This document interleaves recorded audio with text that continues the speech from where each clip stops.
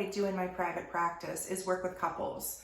Couples often come in when they're in a crisis. Something traumatic happened, infidelity, financial issues, family planning, and they often come in feeling very negative about their relationship. And what I always tell them is you get as much out of couples therapy as you're willing to put in. If trust has been broken in the relationship, we have to take things back a step and figure out what went wrong. It can be very uncomfortable if something like infidelity happens in a relationship to go back and allow your partner to ask questions, agree to be honest moving forward, and get rid of whatever the issue was that currently is causing a problem in your relationship. You can definitely get over a broken trust in a relationship, but you really have to work hard at it.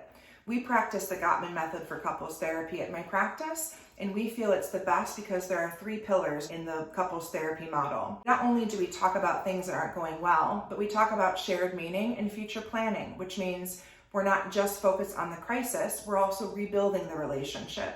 We're going back to that place where things were really good.